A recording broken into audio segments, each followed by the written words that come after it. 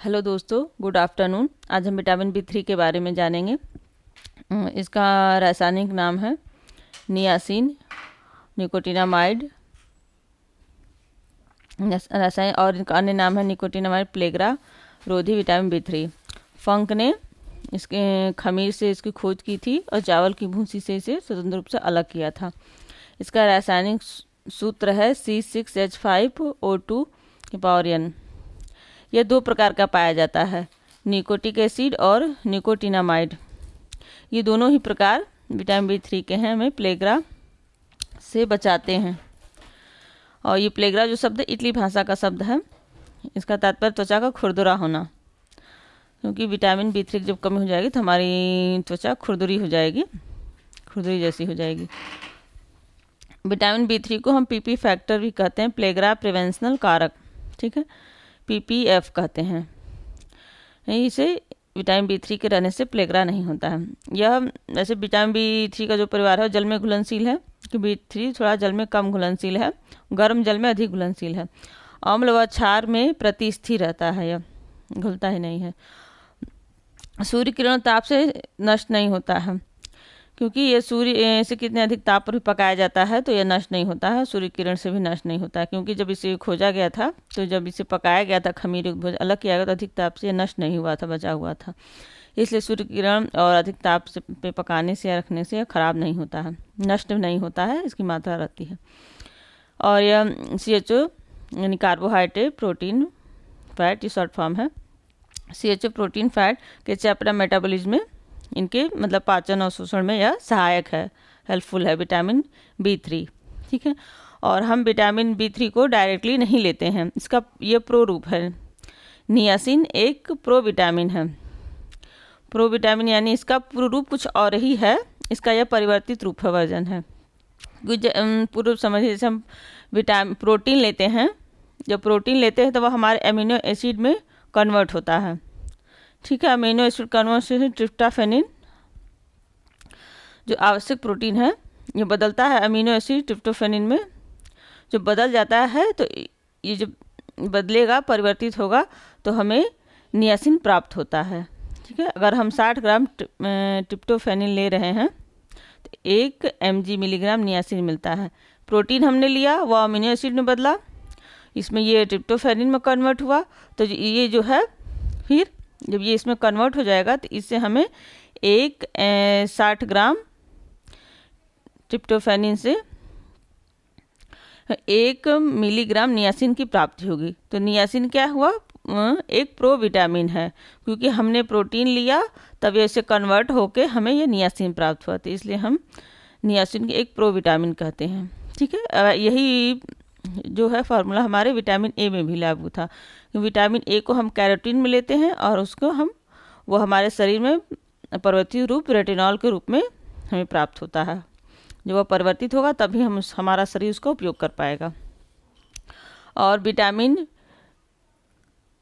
B 3 B1 B2 B6 के लिए सहायक है, इनके अवशोषण के लिए, इनके पाचन में यह सहायता करता है। और विटामिन बी 3 का ये सब कार्य हैं। और विटामिन बी 3 ग्लूकोज से ऊर्जा निर्माण में मदद करता है, क्योंकि इसकी कमी से जो ग्लूकोज लेते हैं, हम कार्बोहाइड्रेट लेते हैं, तो उससे हमारे ऊर्जा का निर्माण में मदद करता है। क्योंकि कुछ चीज़ों के रहने से ही कुछ चीज़ें कार्य कर पाती हैं। जैसे अगर हमारे शरीर में विटामिन C की मात्रा नहीं है तो हम लोहे का अवशोषण नहीं करेंगे, तभी हम लोहे आयरन युक्त तो भोज्य पदार्थ खा लें, लेकिन उसका अवशोषण नहीं हो पाएगा। इसलिए किसी चीज़ के रहने से किसी चीज़ का कार्य आसानी से हो जाता है, ठीक। वैसे ही विटामिन बी 3 ग्लूकोज से ऊर्जा के निर्माण में मदद करता है, और ये वृद्धि, विकास, ग्रोथ एंड डेवलपमेंट में सहायक होता है। फैट के सृजन में भी मदद करता है, यानी फैट का निर्माण करने में ये मदद करता है। क्योंकि कोई भी भोज्य पदार्थ हम वसायुक्त भी लेते हैं तो उससे वो फैट हमारे शरीर में उसका जो कन्वर्टेड होता है लिपोफैट में, तो इसमें मदद करता है विटामिन बी 3। आइए जाने विटामिन बी 3 की कमी से क्या क्या होता है। बी 3 की कमी से हमें 3D कहते थे हम इसे, 3D यानी 3 रोग, डायरिया, डर्मेटाइटिस, डेमेंशिया, ठीक है, 3D। अब इस 3D में एक और बीमारी ऐड हो गई है, इसलिए हम 4D इसका नाम दे दें। विटामिन B3 की कमी से डायरिया, दस्त, उल्टी होना, ठीक है, डर्मेटाइटिस, त्वचा संबंधी बीमारियां, ठीक है, डिमेंशिया, भूलने की बीमारी, स्मृति लोप, पागलपन जैसी स्थितियां हो जाती हैं।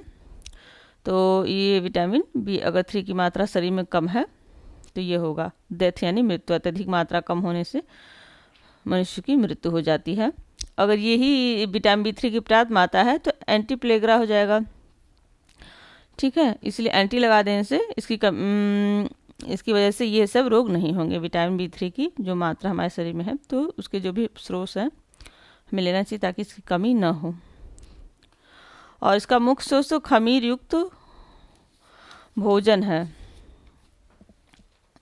जो मार्केट में हमारा सूखा खमीर मिलता है और हम इडली सांभर वगैरह भी जो बनाते हैं उससे भी हमारा विटामिन B3 की प्राप्ति हो जाती है।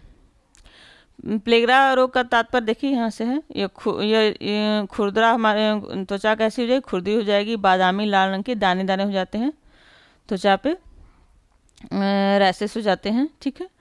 तो प्लेग्रा विटामिन B परिवार से जो भी रोग होते हैं, लोग त्वचा संबंधी ही अधिकांश रोग होते हैं, उसका प्रकार अलग अलग है, त्वचा से कौन कौन से रोग होते हैं, ठीक है। तो इसे हमारी त्वचा खुरदरी और बादामी लाल रंग की दानेदार हो जाती है।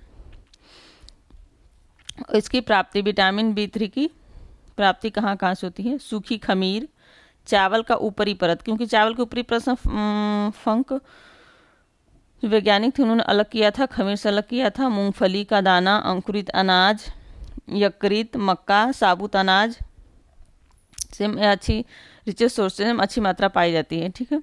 इसका अवशोषण कहाँ होता है? इसका अवशोषण छोटी आंत में हो जाता है, कि जो ये पाचन क्रिया ग्रास नलिका शुरू होते छोटी आंत आते आते यह अवशोषित हो जाता है शरीर में, के उपयोग लायक हो जाता है। अवशोषण का मतलब छोटी आंत में रसायनों से अवशोषित कर लिया जाता है, उसका हमारे शरीर में उपयोग होता है, ठीक है। यह जल में घुलनशील है होने से मूत्र के मार्ग से शरीर से बाहर निकल जाता है, ठीक है। और प्रतिदिन इसकी मात्रा हमें कितनी लेनी चाहिए? 50 mg 50 मिलीग्राम निकोटिनामाइड हमें देना चाहिए किसी को, या खुद भी लेना चाहिए, ठीक है। विटामिन B3 के बारे में हमने इतनी चर्चा की है, जिससे आपको पता चल गया होगा इसका रासायनिक नाम नियासिन, और इससे होने वाला रोग प्लेग्रा है। यह खमीर युक्त भोजन चावल से पाया जाता है, ठीक है। यह एक प्रो विटामिन है, ठीक है। और हम आप लोगों का वीडियो को देखने के लिए बहुत बहुत धन्यवाद। इसे लाइक, शेयर एंड सब्सक्राइब जरूर करें। Thank you.